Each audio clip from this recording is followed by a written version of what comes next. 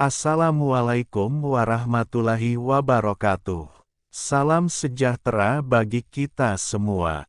Semoga kita senantiasa berada dalam lindungan dan rahmat-Nya. Di tengah dinamika zaman yang terus bergulir dan tantangan yang silih berganti, mari kita panjatkan rasa syukur atas segala karunia yang telah dilimpahkan kepada kita. Ketika Indonesia terus mencari sosok penyelamat yang dinubuatkan sebagai Satrio Piningit, justru semakin besar kemungkinan sosok tersebut tetap tersembunyi. Mungkin karena ia memang berjanji demikian.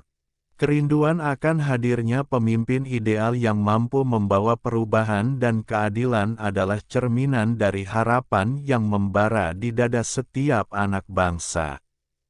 Namun, pencarian yang dilandasi keputusasaan justru bisa menjauhkan kita dari solusi sejati. Barangkali, Satrio Piningit bukanlah satu individu tunggal, melainkan semangat kolektif dalam kesadaran rakyat untuk membangun negeri ini.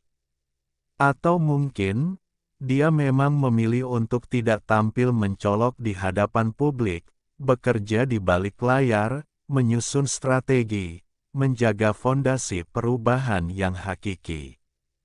Dalam menyampaikan hal ini, kita ditantang untuk menemukan kekuatan dalam diri sendiri, menjadi agen perubahan sejati, dan mewakili masa depan bangsa dengan tangan kita sendiri. Mari kita menyelami lebih dalam, siapakah sosok misterius ini? Mengapa Satrio Piningit begitu sulit ditemukan? Seiring waktu, semakin banyak orang yang mencari dan ingin menjadi sosok legendaris ini. Bahkan tak jarang diadakan sayembara demi petunjuk keberadaannya. Ironisnya, semakin giat upaya pencarian, semakin banyak pula individu yang mengklaim dirinya sebagai Satrio Piningit. Mereka seolah mencari pengakuan, namun justru membuat sosok sejati semakin kabur. Fokus masyarakat pun bergeser dari pencarian jati diri Satrio Piningit menjadi penilaian atas siapa yang pantas mengklaimnya. Padahal, sifat asli dari sosok ini mungkin justru bertentangan dengan segala ekspektasi publik. Ia bisa saja memilih jalan yang sepi, menghindari pujian, dan percaya bahwa segala pengakuan hanya layak diberikan kepada Sang Pemilik semesta. Ada paradoks di sini, semakin banyak yang mencarinya, semakin ia ingin tidak ditemukan.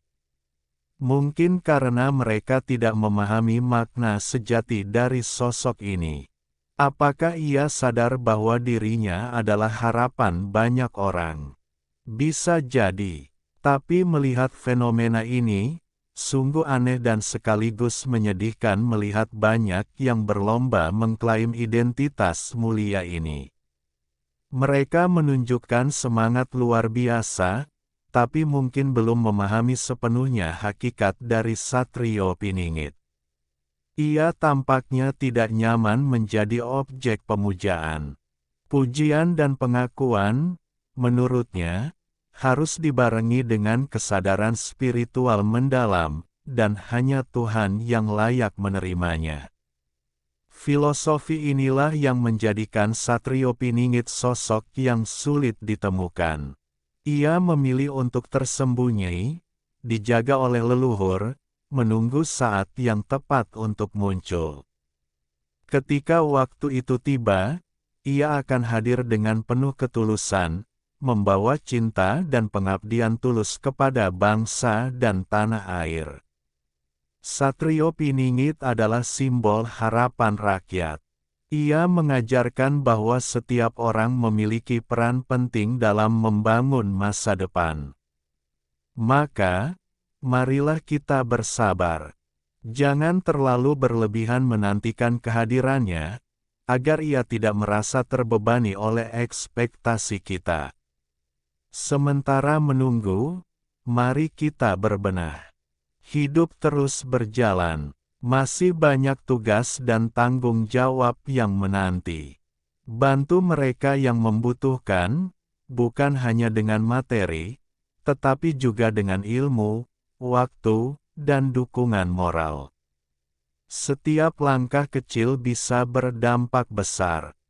Mari kita mulai dari lingkungan sekitar. Tunjukkan kepedulian, lakukan gotong royong, berbagi rezeki, dan saling mendukung. Jika kita bersatu, kebahagiaan akan terpancar dari wajah-wajah kita. Ibu Pertiwi mungkin sedang tersenyum melihat semangat dan sinergi kita semua. Kita ingin sosok pemimpin sejati yang tidak bersembunyi dalam kamuflase, yang nyata dan bisa diandalkan. Mari kita doakan agar Satrio Piningit hadir di tengah kita membawa perubahan yang kita impikan. Persaudaraan kita dari Sabang sampai Merauke, bahkan hingga luar Nusantara, adalah kekuatan besar. Semoga kebersamaan ini menjadi berkah, memperkuat ikatan dan memampukan kita menghadapi segala tantangan. Meskipun jarak memisahkan, hati kita tetap satu. Mari wujudkan harapan itu menjadi nyata, dengan tindakan. Bersama, kita bisa menciptakan dunia yang lebih baik untuk semua. Sekian bahasan kali ini. Kami harap Anda memandangnya sebagai obrolan santai yang penuh keakraban.